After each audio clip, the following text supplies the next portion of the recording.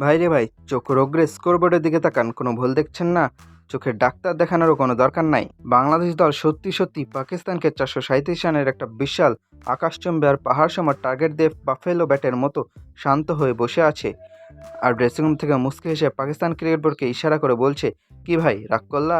আরে ভাই, রাগ করারই তো কথা। ঘরের মাঠে বাংলাদেশের কাছ থেকে এত বড় টার্গেট হজম করা কি মুখের কথা?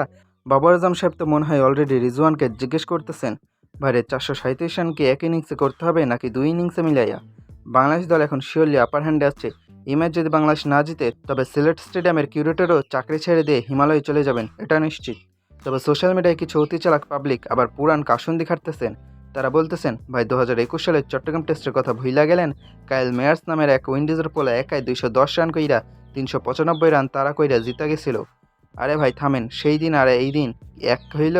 ইতিহাস জানা ভালো, কিন্তু ইতিহাসের ভূত মাথায় নিয়ে ঘুরা বেড়ানো ঠিক না। তখনকার বাংলাদেশ দল আর এখনকার বাংলাদেশ দলের মধ্যে আকাশ পাতাল তফাৎ। তখন বাংলাদেশের দলে খেলতে নেমেছিল মাত্র একজন পেসার নিয়ে, ভাবা যায়, মাত্র একটা পেসার, আর সেই পেসারটাকে ছিলেন আমাদের কাটার মাস্টার মুস্তাফিজুর।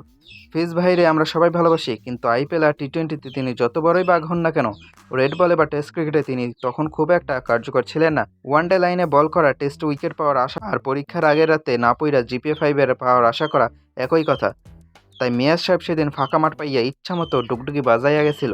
কিন্তু এবারে গল্পটা একদম আলাদা। এবারে পেস বোলিং লাইন আপ ফেসবুকে ট্রল পেজের চেয়েও বেশি কার্যকর।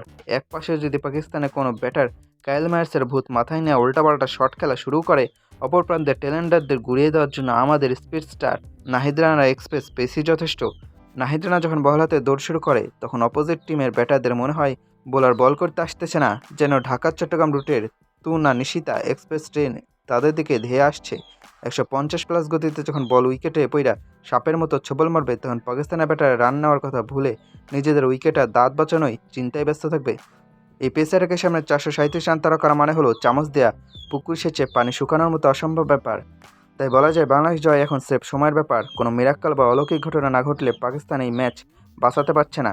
ক্রিকেট অনিশ্চয়তার খেলা ঠিকই আছে, কিন্তু চেজদের চাল দেওয়া এই বাংলাদেশ দলের সামনে পাকিস্তানের ব্যাটিং লাইন আপ যেভাবে তাসের ঘরের মতো ভেঙে পড়ার অপেক্ষায় আছে, তাতে ম্যাচ আমাদের পকেটে ঢুকতে যাচ্ছে। তাহলে শেষবারের মতো পাকিস্তান ভাইদের উদ্দেশ্যে আবারও বলি, 437 রানের টার্গেট দেখে আসলেই কি রাগ করলা নাকি ভয় পাইলা? আপনারা কি ভাবছেন নাহিদ রানা আগুনে গতিতে পাকিস্তান কত রানে অল আউট হবে?